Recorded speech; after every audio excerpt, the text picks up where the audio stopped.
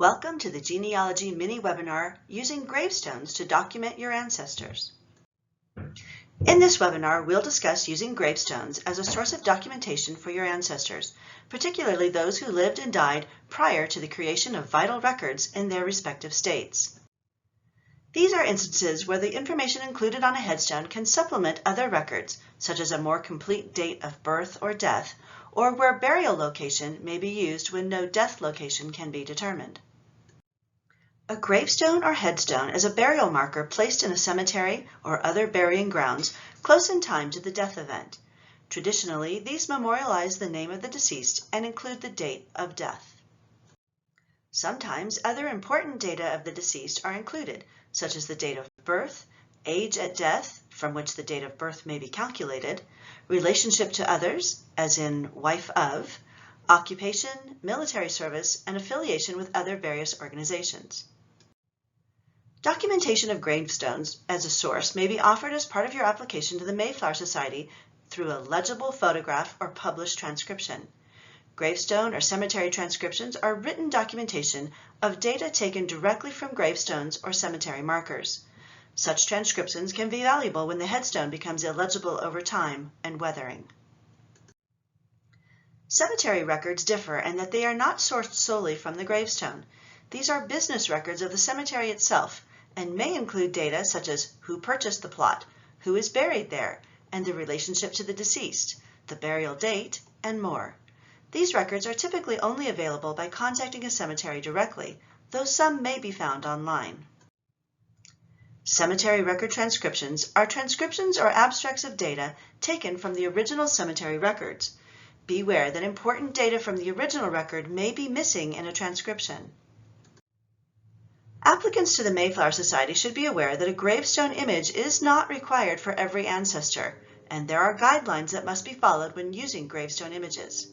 Wherever possible, a primary source document, such as a death certificate, is the preferred record of your ancestors' life events. When a gravestone can fill in the gaps, here are some points to bear in mind.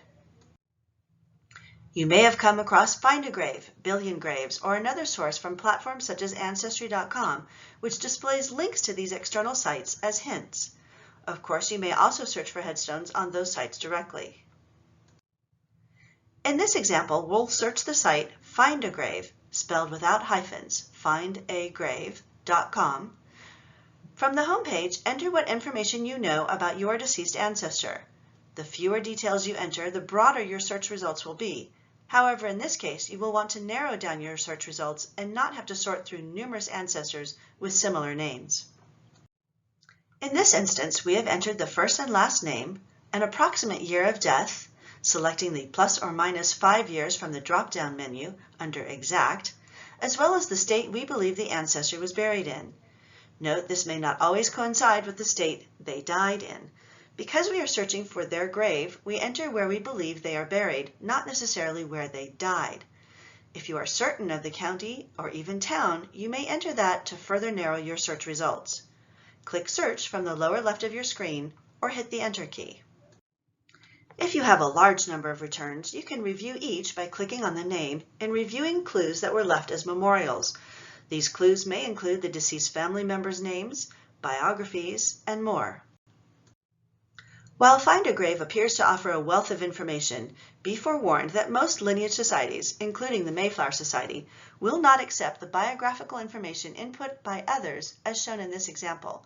The only acceptable data is that which can be read directly from the headstone image. Headstones that are decayed to the point of illegibility cannot be used, nor can photos that are of such poor quality that no date or name can be read. Generally speaking, relationships cannot be inferred by the placement of the graves. However, the location of the cemetery can be used as a burial location, particularly if no death location can be determined. There are instances where relationships can be inferred, but this would likely require an analysis and additional documentation. While gathering documentation for your Mayflower Society application, please submit enough of the data from Find a Grave or Billion Graves or other sites to include the memorial number, typically page 1 of the full memorial. Photos are more easily read by enlarging them, so please click on the image of the headstone and print a copy of it to be submitted as a second page.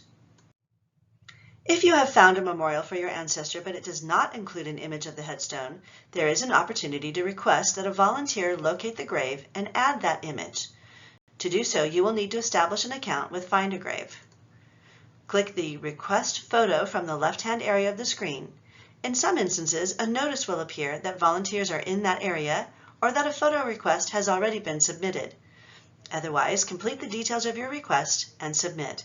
With any luck, a volunteer will grant your request and upload a photo. A couple of additional tips about using headstones in general. Only include a headstone image with your application documents if you do not have documentation to support the date of death or the death.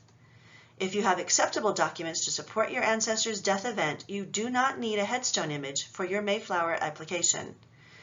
If the headstone for your ancestor appears to have been replaced in more modern times, its accuracy may be called into question. A non-contemporary headstone is given less weight than one that is contemporary to the death.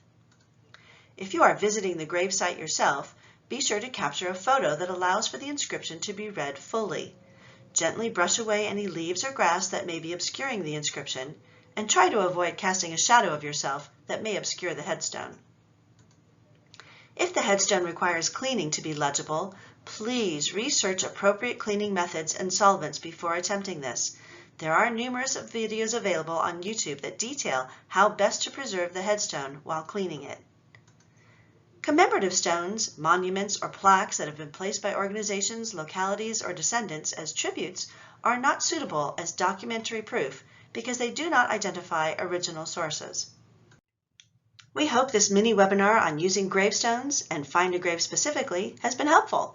Good luck in your search.